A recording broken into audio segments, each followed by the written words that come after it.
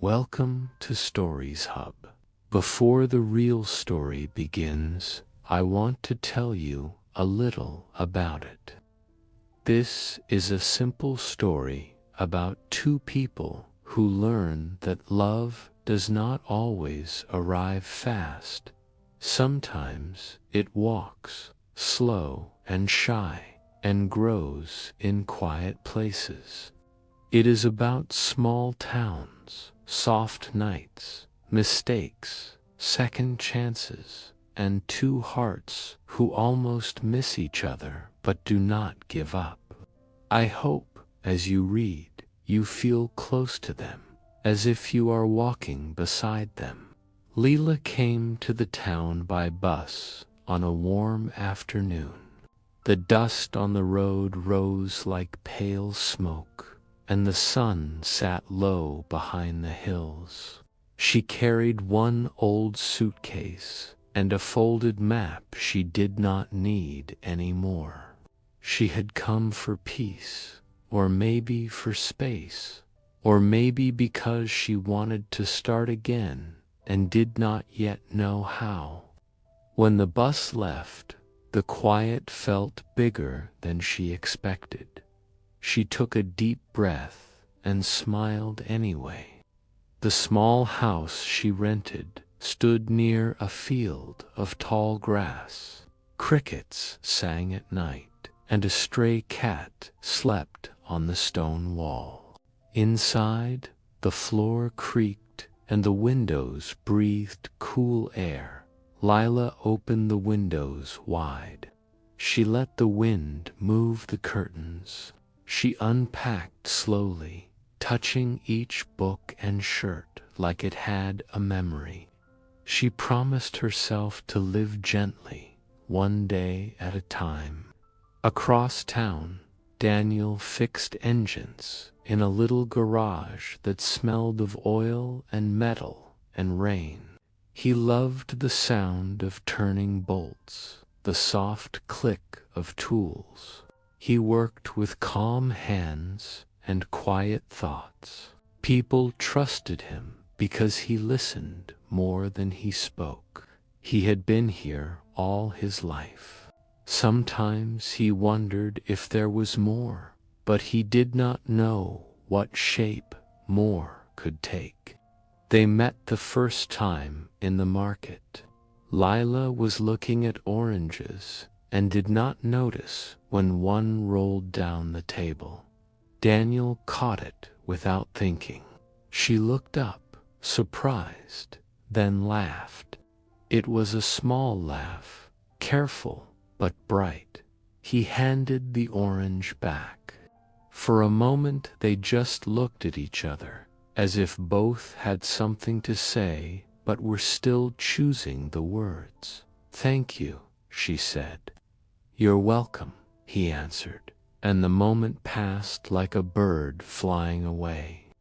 Days went on. Lila began to walk each morning, learning the paths, the sounds, the faces.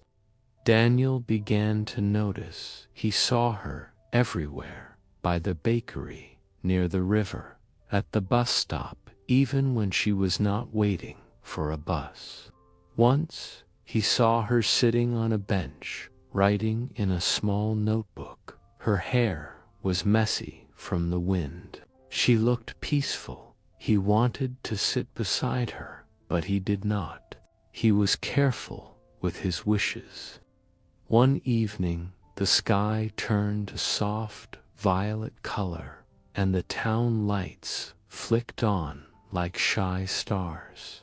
Lila's light in the window would not turn on. Something was wrong with the fuse. She stood outside, staring up at the dark house. Daniel walked by, carrying a box of tools. He noticed her worry. "No light?" he asked. She shook her head.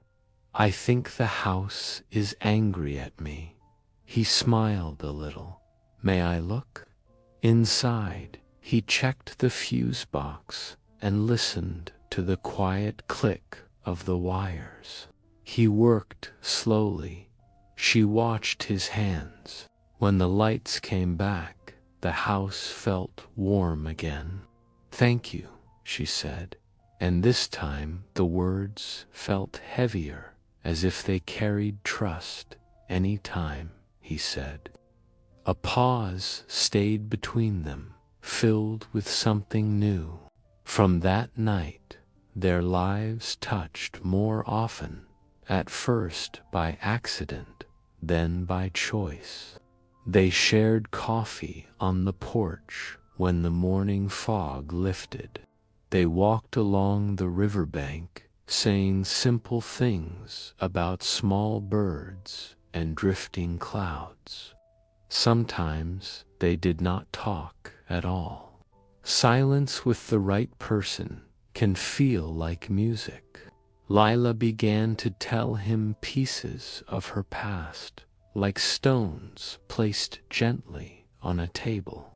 She had left a city that moved too fast and loved too loudly. There had been someone who promised they would stay and then did not. Her heart had learned to be quiet and careful. Daniel listened. He did not try to fix her. He just stayed. Daniel told her about the father he missed and the garage that was both comfort and cage. He said he dreamed, sometimes, of building something of his own, maybe a small workshop near the river, with big windows and bright light. He laughed after he said it, as if dreams were too big for him. She touched his hand. "You could do it," she said softly. "You already know how to care for broken things." The first time he held her hand was on a night wrapped in silver moonlight. They had walked further than usual, and the path narrowed between trees. She stumbled on a root, and he reached out. Their fingers stayed together longer than needed. They walked on like that, hand in hand, hearts beating slow and strong. The world felt simple, and simple felt like magic. Love grew in small acts, a cup of tea left by the door, a laugh shared at the wrong moment, a note tucked in a book. Still, both of them were afraid. Love can be gentle and still feel like a storm. One evening, Leela pulled away when he leaned close. Her eyes were full of fear she could not name. He stepped back, not angry, only patient. "I don't want to lose myself," she whispered. "You won't," he said. "We walk together." "That's all," she nodded, but the doubt stayed. That night, she wrote in her notebook about light and shadows, about the courage it takes to stay when it would be easier to leave. She wrote about Daniel's hands, steady and kind. When she finished, she felt a little less afraid.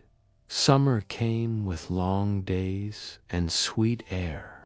They worked, they laughed, they argued sometimes, then apologized. They learned each other's habits, the way he hummed when he fixed something, the way she bit her lip when she was thinking. They learned to say sorry with quiet words and warm food, to say "I love you" without saying it out loud. One stormy afternoon, the river rose fast. The town worried. Daniel went to help an old neighbor whose shed was flooding. Lila wanted to go too, but he asked her to stay safe. She waited by the window, watching rain blur the world. Hours passed. Fear crawled into her chest. When he finally came back, soaked and tired, She ran to him, held him tight, and did not let go.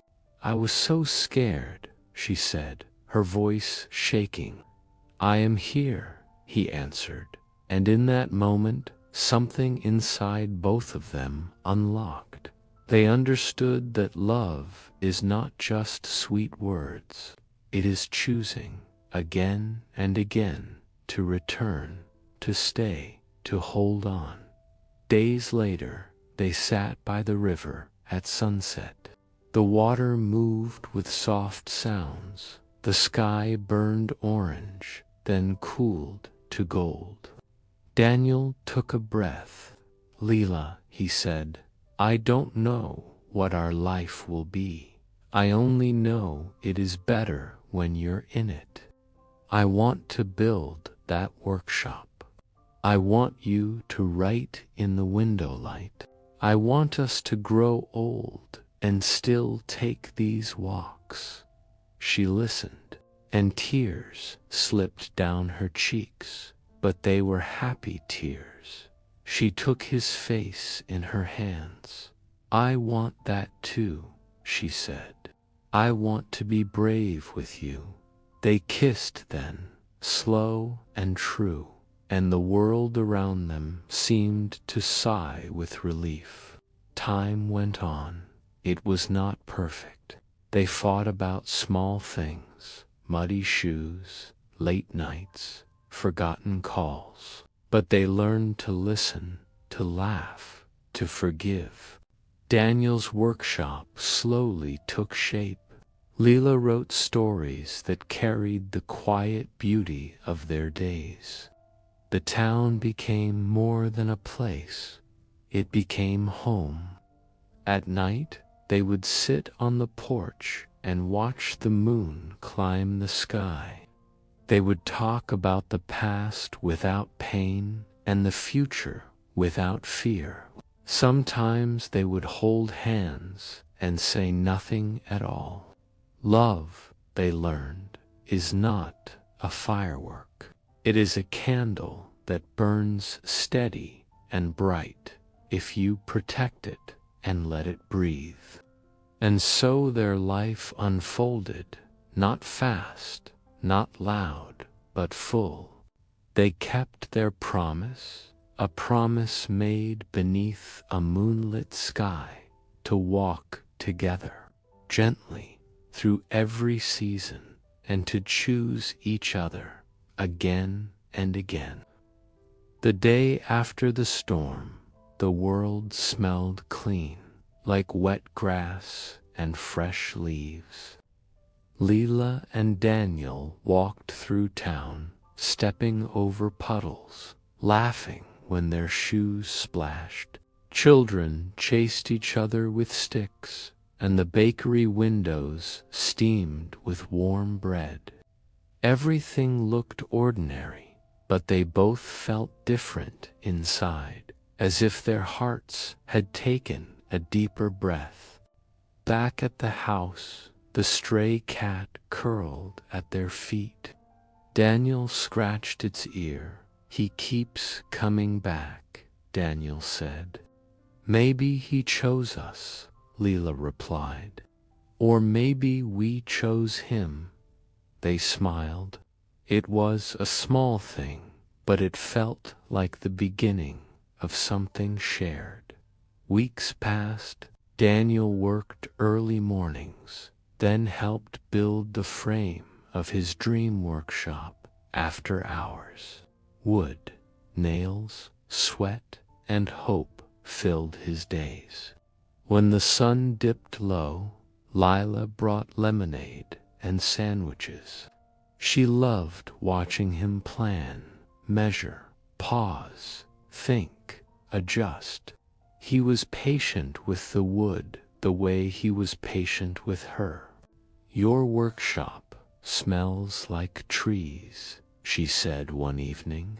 "It smells like a future," he said, a little shy. Lila wrote more, too.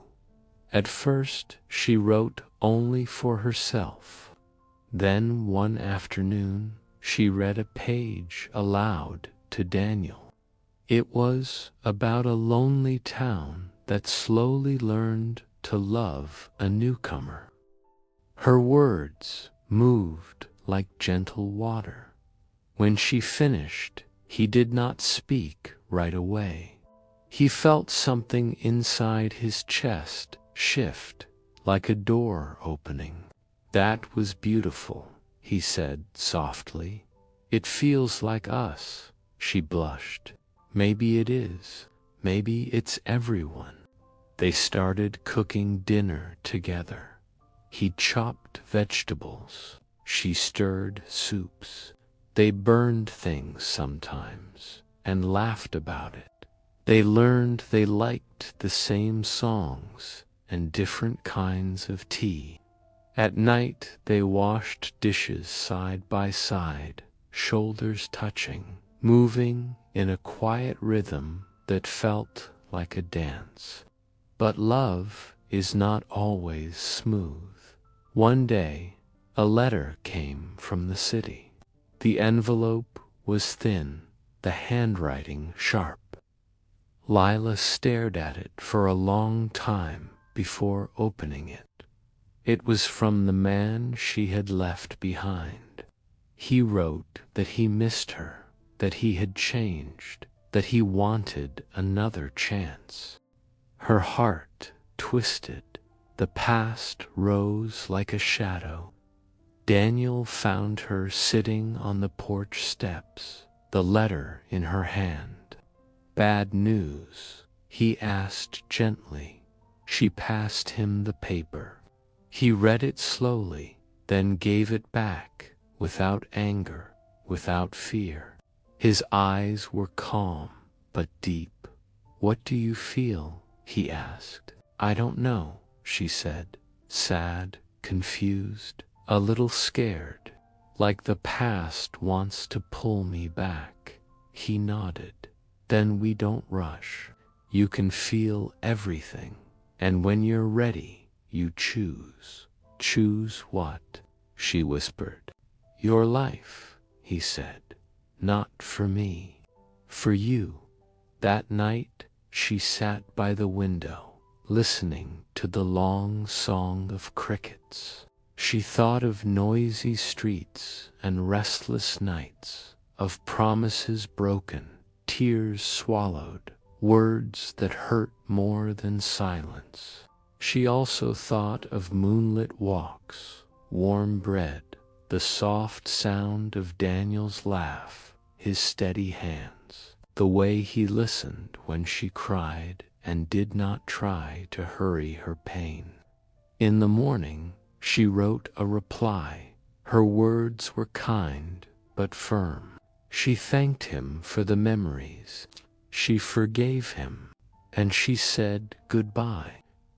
When she brought the letter to the post office, her hands trembled, but her heart felt lighter, like a bird set free. Daniel met her at the corner. He didn't ask what she had said. He only took her hand. They walked slowly, step by step, letting the day carry them. Summer melted into autumn. Leaves fell in red and gold circles around their feet. Daniel finished the walls of the workshop, then the roof, then the wide windows that let in rivers of sunlight. On the first day it was ready, he invited Leela inside.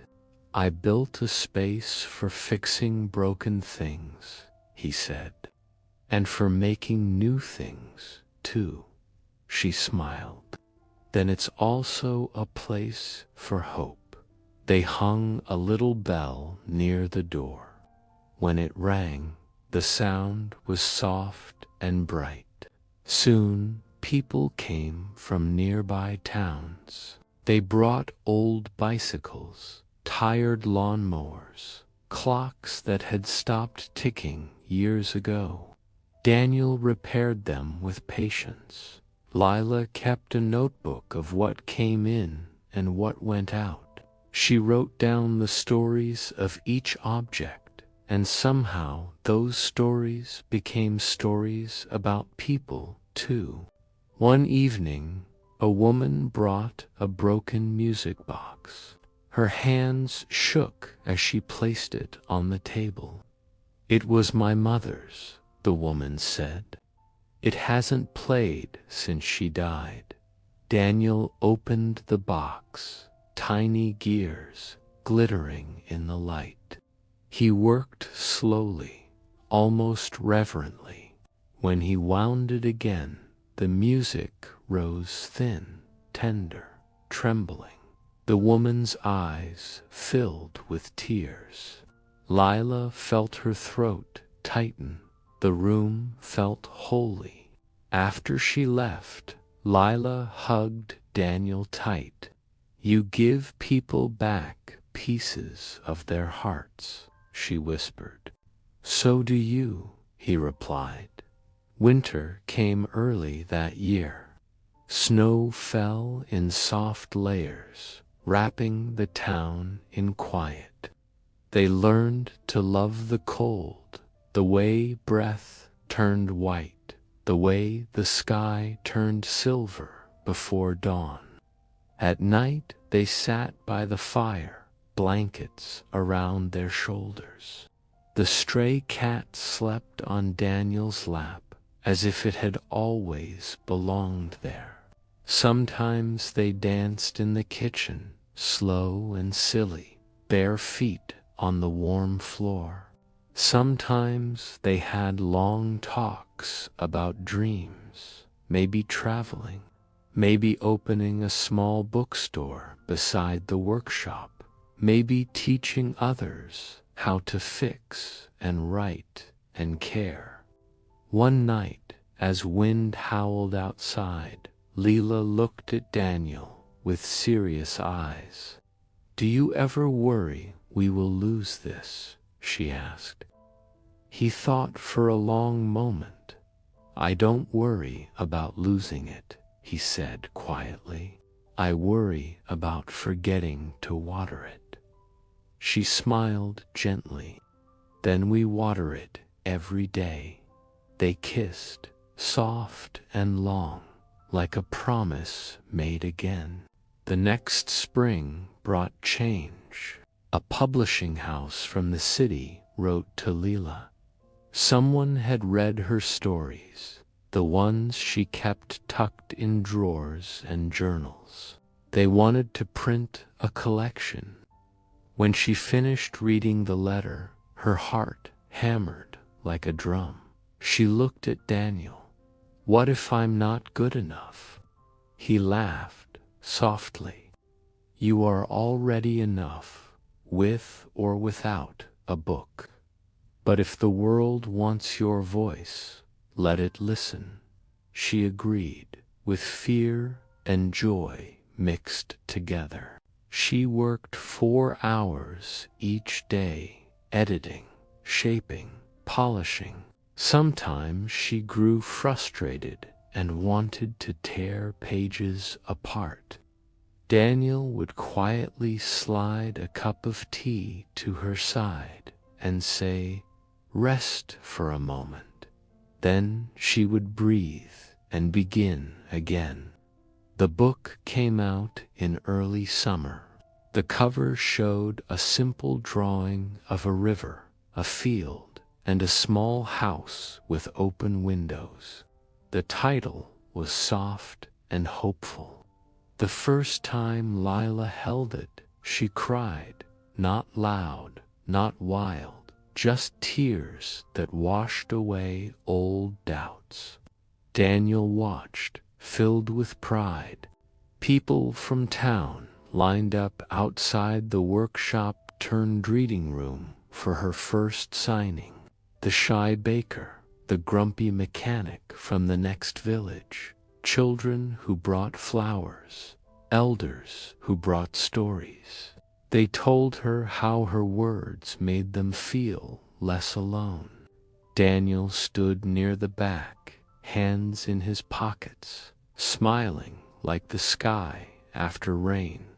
That night they walked to the river and sat on the rocks. "You changed this town," Daniel said. She shook her head.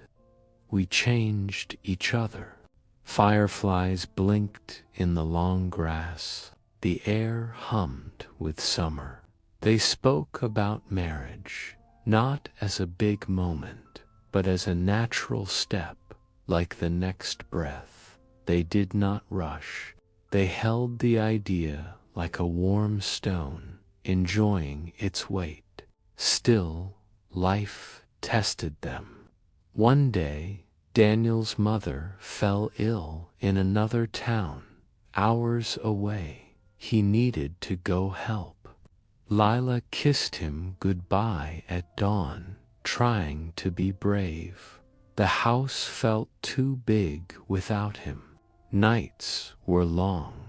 She wrote letters, waited for calls, worried about everything she could not control. Weeks later, he returned tired but safe. When she saw him walking down the path, dusty and worn, she ran into his arms. They stayed like that a long time, saying nothing, feeling everything. "I hate being apart," she whispered. "Then let's build a life where we don't have to be," he said softly. On a quiet evening, beneath their favorite tree by the river, Daniel knelt, not dramatic, not nervous, just sure. He held out a small ring, simple and shining. "Walk with me," he said, "in every season, in every storm, not perfect, just true." Her answer was a laugh mixed with tears. "Yes," she said. "Yes, always." They planned a small wedding in the field behind the house. Friends brought flowers. Someone played guitar. The cat wandered between chairs like an honored guest. Lila wore a dress that moved like water. Daniel wore a suit that smelled faintly of sawdust and soap. When they spoke their vows, the world felt very still. They promised not only to love, but to listen. Not only to hold hands, but to hold hearts. Not only to dream, but to stay when dreams were hard. They kissed, and the town cheered. Their married life did not become a fairy tale. The roof leaked sometimes. The car broke down. Money ran thin. Lila had days when words would not come. Daniel had days when every bolt seemed to strip and every machine refused to listen. They got tired. They snapped at each other. They apologized, sometimes slowly, sometimes clumsily, but they kept choosing. They cooked soup when one was sick. They left notes on mirrors. They said, "Help me understand," instead of, "You never." They learned to stand together, not against each other. Years passed, gentle as leaves, falling one by one. The workshop grew. Lila's books found readers far away, yet she stayed rooted in the town that had taught her how to breathe. They took long walks with gray in their hair. They held hands like two young people who had never once let go. One late evening, under another silver moon, Daniel whispered, "Do you remember our first walk?" "I remember everything," she said. "I remember the orange you caught, the light coming back in the house, the quiet moments that felt like music, and he said, smiling. Remember the day love stopped being something that happened to me and became something I helped make." They sat in the soft night, wrapped in the sound of crickets and the slow turning of the world. They had not lived a perfect story. They had lived a real one. And real love, they knew, is the bravest kind.